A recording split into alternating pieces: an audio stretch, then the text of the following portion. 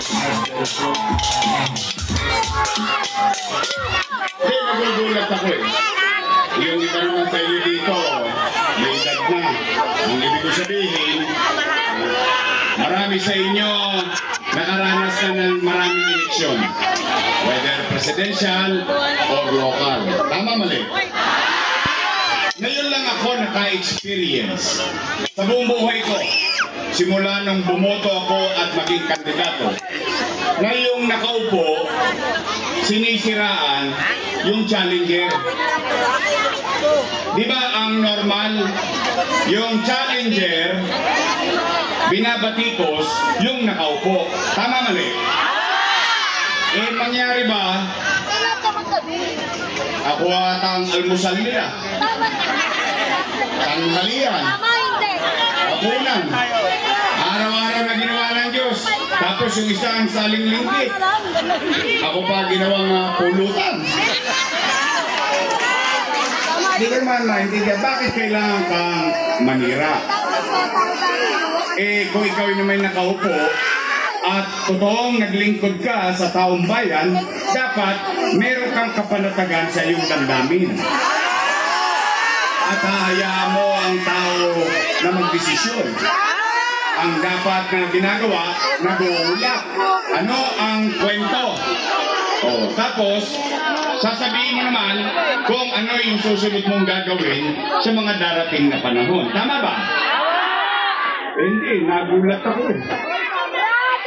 Una, lagi akong sinisingil ng utang na loob. O sige, sa akin yun na marinig. Ako naman, wala naman akong itinago sa inyo. Nakabulat-lat na buong kasaysayan ng buhay ko. Pati nga poster ko. Nakita nyo na lahat eh. Isa na lang hindi nyo nakikita. Para sa asawa ko lang yun. Ang marites talaga ka. Tingnan ninyo. O sige ha. Ako, ang paniwala ko bilang isang Pilipino, hindi ko alam kung paniwala nyo rin ko. Pero kanya-kanya naman tayo lahat paniwala. Ako personal. Ang paniwala ko, ang utang na loob ay walang katapusang bayaran. Yan ang paniwala.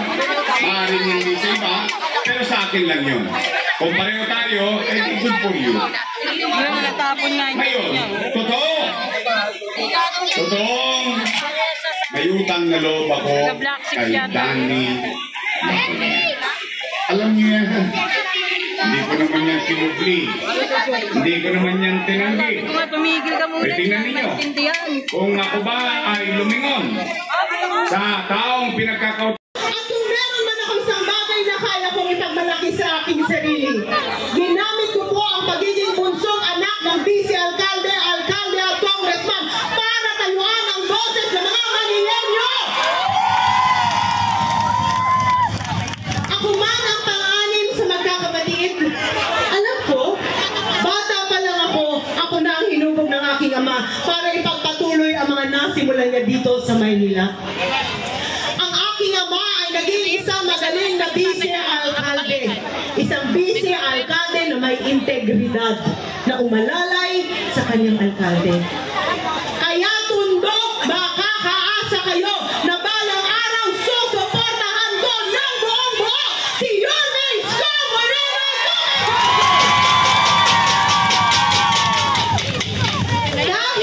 Dahil naniniwala ako, ang suporta ko sa Yorme ay suporta ko sa bawat isang Manileño. Nung kami ay nag-usap ni Yorme tungkol sa mga programang gusto niyang gawin dito sa Maynila, ang sinabi niya gusto niya ibalik ang minimum basic needs. Ang housing o pabahay. Nakita at naalala niyo po ba ang Don Dominion? Gusto niyo bang dumami yun? Ang mga hospital na alam niyong nabubuhay ang mga Manileño at minamahal ang mga pasyente, gusto niyo po bang dumami pa yun? Ang suporta sa mga bata pagdating sa mga paaralan, gaya ng nakita niyo sa Almario. Gusto niyo po ba yun? Ang ambag po sa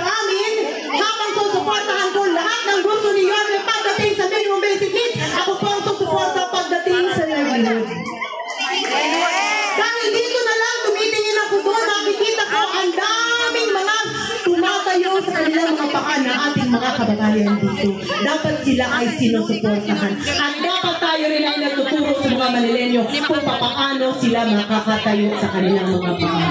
Dahil kung meron ako isang bagay na natuklasan sa aking trabaho, ang punot-punot ng problema ay kahirapan. At dapat masukuan natin yan sa pagbibigay ng oportunidad para sa ating mga kababayan. Bigay mo na yung aso mo kay Joaquin. Kanina, tinawag po akong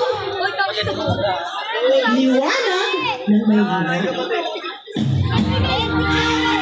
Ngunit, ito na, ang parang gawin, ibalik lang ang pag-asa sa inyong mga puso.